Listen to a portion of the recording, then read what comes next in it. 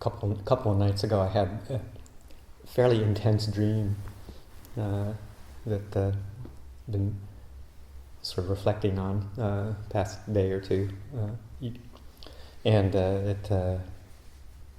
it was obviously related to the upcoming changes in my role at the monastery, the setting aside the duties, responsibilities of co-abbot,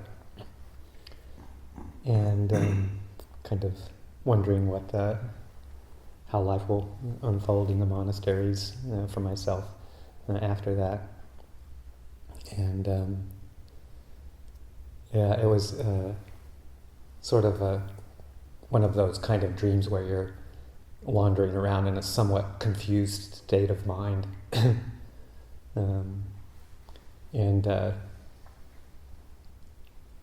Ajahn Pasano and Ajahn Yanako and a few others were in it, and sort of trying to find a sense of what my place will be, my place in quotes will be.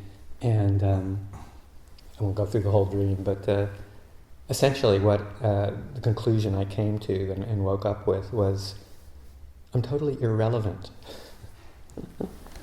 It was this kind of sense of trying to define oneself in relation to a position or a role or a duty or set of duties, and realizing that was all open-ended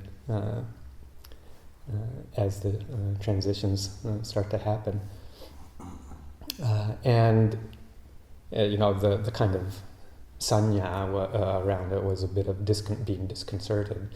But then as I woke up right after the dream, started reflecting on it, and realizing that there's also kind of a sense of ease at letting go of at least one way that a person can define him or herself along those kinds of roles, and turning that sense of a feeling of irrelevancy from one of confusion to one of simplification, letting go. And I think it was also coupled with just the fact that I had just been reading one of Ajahn Sucitto's talks in his book, and it was dealing with he had several chapters on death and a reflection that I often do. And interestingly enough, it was a reflection that Natiko in his video that I was looking at yesterday talked about doing quite frequently, and that just going through the khandhas, visualizing oneself at the time of one's death. What's left when the body's gone? What's left when feeling tones are gone? What's left when perceptions are gone? What's left when thoughts and emotions and volitions, what happens when they're gone? All this at the time of death. What happens when this kind of discriminating consciousness is no longer operating? What's left? And so this had been in the reading that I had done just before going to sleep as well. And that whatever it is that somehow we're holding on to or think of in relation to who we might be, whatever is left there just sows the seeds for conflict when we have to let go of it.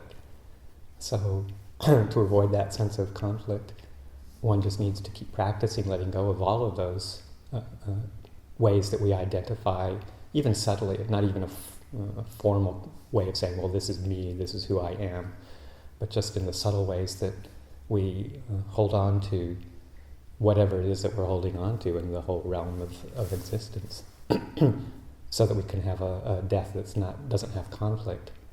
So whether it's the death of the body at the end of this particular lifespan, or the death of a role or responsibility, major change, major movement of some way, of some kind coming on, just looking at what it is that we presume to have ownership over or control over, or at least some investment in, even if it's just a mild investment in having some sort of sense of place, of meaning, position within a group of people. That no matter how subtle it is, it's a form of dukkha, and to just abandon it all. And as Buddha said, whatever it is that isn't yours, abandon it. What is it that isn't yours? Form isn't yours, abandon it. Feeling isn't yours, abandon it.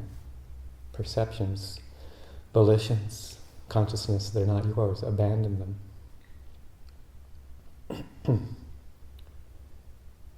So it also, just as it plays out in the